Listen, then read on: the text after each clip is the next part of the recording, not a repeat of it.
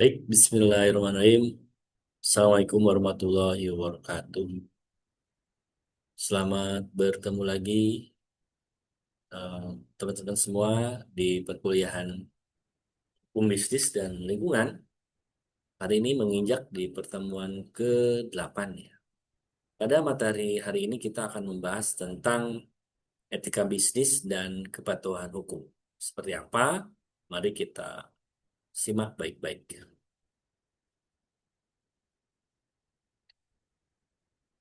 Tujuan pembelajaran pada perkuliahan ini adalah yang pertama memahami definisi dasar etika bisnis dan hukum sebagai landasan integritas korporasi, menganalisis hubungan antara kualitas dan regulasi dalam pengambilan keputusan manajemen, mengidentifikasi penerapan tanggung jawab sosial perusahaan atau CSR, mempelajari kerangka hukum bisnis di Indonesia untuk memastikan operasional yang sah dan etis. Latar belakang dinamika dunia bisnis modern yang semakin kompleks dan kompetitif, mengapa keuntungan finansial semata bukan lagi satu-satunya tolak ukur keberhasilan sebuah entitas, dan peran krusial integritas dalam menjaga keberlanjutan bisnis di pasar global yang transparan. Tiga unsur tersebut merupakan dasar-dasar atau sebagai pengantar eh, dalam materi hari ini tentang etika hukum dan etika bisnis dan kepatuhan hukum ya.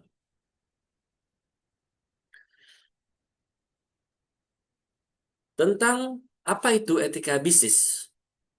Kita pahami bersama-sama. Etika bisnis adalah standar moral yang diterapkan dalam kebijakan, institusi, dan perilaku bisnis. Ini melibatkan studi tentang bagaimana standar moral berlaku dalam sistem dan organisasi yang memproduksi dan mendistribusikan barang dan jasa. Ada etika personal dan etika organisasi. Etika personal adalah prinsip individu yang membimbing keputusan dalam kehidupan sehari-hari berdasarkan nilai moral pribadi. Sementara etika organisasi adalah budaya dan kode etik kolektif yang mengarahkan perilaku seluruh anggota perusahaan demi integritas institusi. Jadi ini adalah definisi dan ruang lingkupnya ya, yaitu ada hubungan karyawan, interaksi pelanggan, dan persaingan kompetitor. Jadi bagaimana etika dalam bersaing, etika dalam interaksi dengan pelanggan, dan hubungan dengan karyawan. Pentingnya etika dalam bisnis ini untuk apa sih sebenarnya, teman-teman? Ini adalah sebagai panduan, ya, panduan ketika Anda menjalankan suatu bisnis, maka jangan lepaskan etika ini dalam menjalankannya ya. Pentingnya untuk apa? Yang pertama, membangun kepercayaan atau trust stakeholders sebagai fondasi kemitraan yang strategis. Anda butuh investor, Anda butuh konsumen tentunya, maka eh, mereka akan melihat seberapa tinggi etika Anda, gitu ya. Yang kedua, meningkatkan reputasi dan brand image di mata publik dan investor global. Tentu ini sangat penting dalam dunia bisnis. Reputasi kita dipandang dari bagaimana kita berperilaku dalam bisnis ya. Yang ketiga adalah mencegah konflik kepentingan melalui tata kelola perusahaan yang transparan. Tentunya dengan etika yang baik, kompetitor pun akan menghormati kita ya.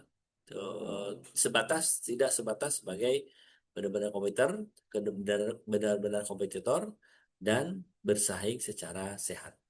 Dan yang keempat, efisiensi jangka panjang melalui loyalitas karyawan dan retensi pelanggan. Tentunya bisnis yang beretika ini menumbuhkan loyalitas pelanggan dan menumbuhkan retensi karyawan yang loyal kerja di perusahaan kita ya. Korelasi antara reputasi etis dan nilai pasar. Tentunya semakin tinggi etika bisnis digunakan, maka nilai pasar kita akan semakin meningkat. Itu relasinya ya, sangat penting tentunya. Prinsip dasar dalam etika bisnis. Landasan moral dan praktik bisnis profesional di Indonesia di sini prinsip dasarnya yang pertama adalah otonomi ya. Deskripsi dan implementasi, prinsip dasarnya otonomi, deskripsinya kesadaran dan kebebasan penuh dalam mengambil keputusan serta bertindak berdasarkan norma yang diyakini benar. Jadi kita selaku perusahaan punya otoritas tentu untuk menentukan sikap dan keputusan yang terbaik untuk perusahaan. Dan ambillah sikap dan keputusan tersebut adalah keputusan yang benar-benar menghargai atau mengedepankan etika dalam bisnis kita. Yang kedua adalah kejujuran. Transparansi penuh dalam pemenuhan syarat-syarat kontrak, penentuan harga yang adil, serta integritas dalam hubungan kerja. Tentu di sini adalah hal yang menjadi landasan pentingnya kita eh, pelaku bisnis harus beretika. Yang ketiga adalah prinsip keadilan, ya. Memberikan perlakuan yang sama kepada semua pihak sesuai dengan kriteria yang objektif, rasional, dan dapat dipertanggungjawabkan. Teman-teman semua, keadilan ini sangat penting dalam kehidupan ya. Anda harus berlaku adil. Dalam hal kecil misalnya di dalam rumah tangga pun harus sebisa mungkin harus berlaku adil. Bagaimana memperlakukan anak, istri gitu ya. Anda harus berlaku adil. Karena keadilan ini akan menumbuhkan keharmonisan. Dengan Anda berlaku adil, maka kehidupan rumah tangga akan adil. Begitupun dalam bisnisnya. Anda adil dalam berbisnis, maka juga akan menumbuhkan keharmonisan dan keberlanjutan bisnis Anda yang berjangka panjang. Tidak ada satu orang pun yang suka diperlakukan tidak adil. Tidak ada. Ya. Hal kecil apapun ketika Anda berlaku tidak adil, maka itu adalah satu percikan yang bisa menyulut orang tidak menyukai Anda. Ya. Prinsip yang terakhir, yang keempat adalah saling menguntungkan. Upaya menjalankan bisnis sedemikian rupa agar semua pihak terlibat mendapatkan nilai tambah dan keuntungan bersama atau win-win solution. Ingat, pada intinya berbisnis bukan untuk kepentingan diri kita sendiri, tapi kita harus memuaskan pelanggan kita. Kita harus memuaskan stakeholder. Maka kedepankanlah etika yang baik sehingga mereka semua memandang bahwa diri kita adalah salah seorang yang berintegritas dan berbisnis dan mereka percaya untuk mengajak Anda menjadi mitra mereka. Ya. Berbicara etika ya tentunya ada kode etik. Kode etik perusahaan. Apa sih fungsi kode etik? Yaitu sebagai kompas moral dan standar berlaku formal yang menjelaskan nilai-nilai pribadi karyawan dengan visi misi organisasi guna menciptakan budaya integritas. Jadi ya penting dibuat kode etik ya di perusahaan itu sehingga karyawan ini ada arahan apa yang seharusnya mereka dapat lakukan dan apa saja yang tidak boleh dilakukan. Ya. Langkah penyusunannya, identifikasi resikonya, kemudian draft konsultatif, konsultasikan draftnya, uji publik secara internal, kemudian pengesahan oleh direksi. Itu langkah-langkah dalam penyusunan kode etik ya. Implementasi dan sosialisasikan. Setelah jadi, maka transformasi dokumen menjadi tindakan melalui pelatihan berkelanjutan, sistem pelaporan pelanggaran, atau whistleblowing, dan keteladanan kepemimpinan di setiap level manajemen. Kemudian corporate social responsibility. Tentu salah satu etika yang harus diterapkan oleh perusahaan adalah CSR. Ya. Ingat bahwa perusahaan harus bermanfaat bagi lingkungan sekitar. Kewajiban etis dan hukum. CSR bukan sekedar pilihan sukarela, melainkan sebuah mandat etika dan kewajiban regulasi di Indonesia. Artinya, gak ada pilihan buat perusahaan bahwa mereka wajib melaksanakan CSR. Integrasi ini memastikan operasional bisnis selaras dengan norma sosial dan kepatuhan hukum yang berlaku. Manfaat strategis dari CSR, pertama meningkatkan reputasi dan kepercayaan pemangku kepentingan atau stakeholders, memitigasi resiko hukum dan konflik sosial dengan masyarakat sekitar, menjamin keberlanjutan bisnis jangka panjang melalui harmonisasi ekosistem. Tentu CSR akan menimbulkan keharmonisan dengan lingkungan sekitar sehingga sangat kecil kemungkinan terjadinya konflik ya dengan masyarakat sekitar dengan CSR yang kita lakukan. Dengan model triple bottom line misalnya ya. Model CSR itu yaitu apa saja ada sorry, maaf ada kita triple bottom line itu yaitu garis keuntungan, integrasi profit ya, garis sosial ya, dan garis planet atau lingkungan ya, profit, people, dan planet itu triple bottom line itu di sana ya, bahwa harus terintegrasi bukan sekedar keuntungan tapi juga sosialnya diperhatikan dan lingkungannya juga harus diperhatikan. Jangan sampai bisnis kita tidak beretika merusak lingkungan. Konsep kepatuhan. Apa itu kepatuhan? Ya, tadi setelah etika yang kita bahas, sekarang kepatuhan. Kepatuhan. Kepatuhan adalah ketaatan terhadap peraturan perundang-undangan, standar industri, serta kebijakan internal perusahaan guna memastikan operasional yang etis dan legal. Ya, apa yang diatur di situ tentunya adalah eh, perilaku ya, standar perilaku, standar ketentuan, dan etika. Apa yang seharusnya dilakukan? Membangun budaya patuh yang berkelanjutan di seluruh lini organisasi. Jadi, semakin anggota organisasi semakin patuh, maka keharmonisan semakin bagus ya. Tujuan organisasi akan semakin mudah dicapai.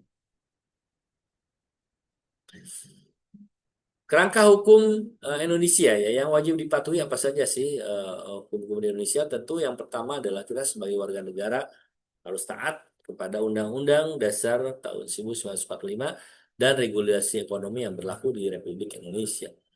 Kemudian ada hierarki peraturan dan peran lembaga pengawas. Tentunya bagaimana aturan ini bisa dipatuhi, bisa diberlakukan, maka ada lembaga pengawas hukum tentunya ya. Regulasi utama dalam bisnis. Di sini apa saja dalam bisnis yang jadi landasan regulasinya? Yang pertama Undang-Undang Nomor 40 Tahun 2007 tentang ketentuan mengenai pendirian, pemodalan, dan tata kelola perseroan terbatas. Undang-Undang Nomor 8 Tahun 99 tentang perlindungan konsumen, menjamin hak-hak konsumen dan kewajiban etis perilaku usaha. Undang-Undang Nomor 5 Tahun 99, larangan praktik monopoli dan persaingan usaha tidak sehat guna menjaga keadilan pasar. Kemudian Undang-Undang Nomor 13 Tahun 2003 tentang ketenagakerjaan mengatur hubungan industrial, hak tenaga kerja dan standar keselamatan. Ya. Apa sih hubungannya antara etika dan kepatuhan? Etika melampaui aturan hukum. Hukum menetapkan standar minimum perilaku atau the floor, sedangkan etika menetapkan aspirasi standar tertinggi, the ceiling, dalam praktek profesional. Jadi kalau hukum itu standarnya minimum, minimum perilaku. Artinya kalau berbicara kepatuhan hukum tuh kita hanya melaksanakan yang standar-standar saja gitu ya. Tapi kalau berbicara etika justru kita akan melakukan sesuatu yang lebih tinggi, yang sifatnya adalah orang memang menghormati kita dengan apa yang kita lakukan gitu ya. Kalau misalnya hmm, kita hanya melihat standar hukum, maka itu batasannya sangat rendah. Kepatuhan tanpa kompas moral. Kepatuhan yang hanya bersifat teknis tanpa landasan etika cenderung mencari celah hukum atau loopholes yang merusak integritas institusi. Sinergi strategis. Integrasi antara kepatuhan hukum dan kesadaran etis adalah fondasi utama dalam menciptakan tata kelola perusahaan yang baik, good corporate governance. Jadi keduanya memang harus dilakukan bagaimana hukum dipatuhi dan etika dilaksanakan. Di sini misalnya ada satu kasus pelanggaran ya. Analisis kasus pelanggaran berat terhadap integritas pelaporan keuangan dan praktek korupsi sistemik dalam manajemen senior yang mengabaikan kontrol internal. Misalnya kasus. Ada yaitu manipulasi data aset menyebabkan distorsi nilai perusahaan yang signifikan pada laporan publik. Ini sering terjadi ya dan paling rawan di perusahaan itu adalah ini, yaitu adanya manipulasi data ya, laporan yang direkayasa sehingga di situ korupsi ya, praktek korupsi. Dampak pasarnya adalah penurunan tajam nilai ekuitas dan keruntuhan kepercayaan investor secara instan. Jika ini misalnya terungkap ke publik, ini berbahaya ya, atau misalnya ya bisa menyebabkan ya kerugian buat perusahaan tentunya ya. Pelajaran yang dipetik adalah bahwa transparansi, mohon maaf, bahwa transparansi mutlak adalah pondasi pondasi keberlanjutan reputasi dan hubungan kerja yang sehat ya. Kemudian dampak pasar tadi penurunan. Yang keempat, kepatuhan hukum bukan sekedar formalitas, tapi sebagai tanggung jawab moral individu pada negara dan masyarakat. Jadi adanya pelanggaran terhadap hukum ini artinya dia sangat mencederai etika, merusak tatanan perusahaannya. Seperti itu. Apa saja dampak pelanggaran etika ataupun hukum? Tentu ada sanksi ya, kalau hukum itu ada sanksi hukum. Konsekuensi formal berupa denda administratif, tuntutan pidana atau penjara, hingga pencabutan izin operasional bisnis. Kalau sanksi sosial tentu kerusakan reputasi publik, hilangnya kepercayaan stakeholders, dan potensi boikot massal oleh konsumen. Kerugian finansial udah pasti karena pelanggaran ini ya, beban biaya mitigasi yang tinggi, penurunan nilai saham dan biaya pemulihan citra perusahaan yang sangat besar. Ya, jadi ketika misalnya pelanggaran terjadi, biaya untuk pengembaliannya itu sulit ya, teman-teman. Bagaimana kita meredakan amukan massa gitu ya. Eh, Terus bagaimana kita mengganti fasilitas yang hancur karena demonstrasi massa yang tidak terkendali karena pelanggaran yang kita lakukan tentunya. Kemudian runtuhnya kepercayaan konsumen, citra perusahaan buruk, juga ini menimbulkan biaya yang besar untuk membangkitkannya. Jadi hati-hati, jangan anggap sepele ketika Anda melakukan suatu pelanggaran etika maupun hukum. Dampak dampak selanjutnya adalah ini ya. Maka dibuatlah sistem kepatuhan internal. Struktur Departemen Kepatuhan di sini ya tentu di dalam organisasi dibuatlah sebuah hierarki kepemimpinan sehingga tidak terlalu jauh antara satu divisi dengan divisi lainnya dalam hal kepatuhan. Tentu staf sekalipun yang paling bawah dia punya pengawas langsung terhadap kepatuhan mereka baik itu etika maupun hukum gitu ya. Lalu dibuat audit dan monitoring rutin misalnya. Untuk menghindari adanya pelanggaran, maka ini harus diciptakan ya. Pelaksanaan audit internal secara periodik dan pemantauan berkelanjutan untuk mengidentifikasi serta memitigasi resiko hukum secara dini sebelum menjadi krisis. Jadi kalau sudah terdeteksi bisa diatasi segera sebelum menjadi besar dan menjadi sebuah krisis. Pelatihan karyawan misalnya yang ketiga adalah program edukasi berkelanjutan bagi seluruh jenjang organisasi untuk memastikan setiap individu memahami tanggung jawab etika dan kewajiban hukum perusahaan. Mekanisme whistleblowing itu pentingnya saluran laporan, menciptakan budaya integritas dengan menyediakan jalur resmi untuk mendeteksi pelanggaran etika dan hukum lebih dini dalam organisasi. Perlindungan bagi pelapor ini harus dibuat juga ya, jangan sampai pelapor ini nanti kena intimidasi dari pihak yang dilaporkan, ya. Akibat misalnya pembelasan dan diskriminasi atau tekanan karir melalui payung hukum yang ketat dan kerahasiaan data. Ini juga harus di apa ya harus diperhatikan karena biasanya pelapor ini ya jadi sasaran tembak orang-orang yang dilaporkan karena dia merasa tidak suka gitu ya. Yang ketiga adalah prosedur laporan anonim, sistem penanganan laporan yang memungkinkan identitas tetap tersembunyi sambil tetap menjamin efektivitas proses investigasi yang objektif. Nah, ini juga sebaiknya seperti ini ya, ketika ada laporan ya si pelapor ini harus dibuat seaman mungkin. Best practice tata kelola. Jadi gimana tata kelola yang baik sesuai etika dan kepatuhan hukum? Yang pertama adalah di sini ter apa ya tersingkat dalam kata tarif ya. T adalah transparansi, akuntabilitas, responsibilities, independensi dan fairness ya. Transparansi artinya keterbukaan dalam proses pengambilan keputusan dan pengungkapan informasi relevan. Akuntabilitas artinya kejelasan fungsi pelaksanaan dan pertanggungjawaban organ organisasi. Responsibilitas artinya kesesuaian pengolahan dengan peraturan perundang-undangan dan prinsip korporasi sehat. Independensi yaitu pengelolaan secara profesional tanpa benturan kepentingan dan pengaruh pihak lain. Yang F adalah fairness, keadilan, dan kesetaraan dalam memenuhi hak-hak pemangku kepentingan. Standar Mas Kepatuhan Internasional ya, Sistem Manajemen Anti Suap atau SMAP. Instrumen global untuk membantu organisasi mencegah, mendeteksi, dan menangani penyuapan secara sistemis atau sistematis melalui budaya integritas. Tantangannya apa saja sih ketika kita ingin melaksanakan etika bisnis di era digital? Yaitu privasi data dan keamanan cyber. Ya, ini juga sangat rentan untuk dicuri ya atau dihack gitu ya. Kemudian etika algoritma dan kecerdasan buatan juga ini ada AI yang hari ini sedang eh, trending ya, sedang trending tentunya. Yang ketiga adalah kepatuhan terhadap undang-undang ITA atau undang-undang transaksi elektronik ya. Ya, privasi data di sini perlindungan terhadap data sensitif konsumen menjadi prioritas utama. Perusahaan wajib menjamin integritas data dari ancaman peretasan ya, dan kebocoran informasi yang dapat merusak kepercayaan publik. Penerapan AI dalam mengambil keputusan, bisnis harus bebas dari bias. Transparansi algoritma harus krusial untuk memastikan keadilan bagi semua pemangku kepentingan.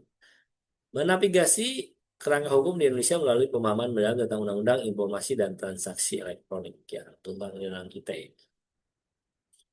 Kesimpulannya, yang pertama adalah etika dan hukum adalah pilar utama keberlanjutan bisnis jangka panjang. Yang kedua, leader atau pemimpin harus menjadi teladan tune of the top untuk membangun budaya integritas. Yang ketiga, kepatuhan hukum bukan sekedar kewajiban regulasi, melainkan investasi strategis pada reputasi. Jadi jangan anggap bahwa ini adalah suatu kewajiban, tapi ini adalah investasi jangka panjang yang menyebabkan bisnis kita bisa berlanjut dan berkembang. Ya, oke, itu saja yang bisa disampaikan pada pertemuan ini. Terima kasih atas perhatiannya. Saya akhiri. Subhanaka Allahumma wa bihamdik. Asyhadu an la ilaha illa anta astaghfiruka wa atubu ilaih. Bila ada yang ditanyakan nanti silahkan sampaikan di forum diskusi. Saya akhiri. Wassalamualaikum warahmatullahi wabarakatuh.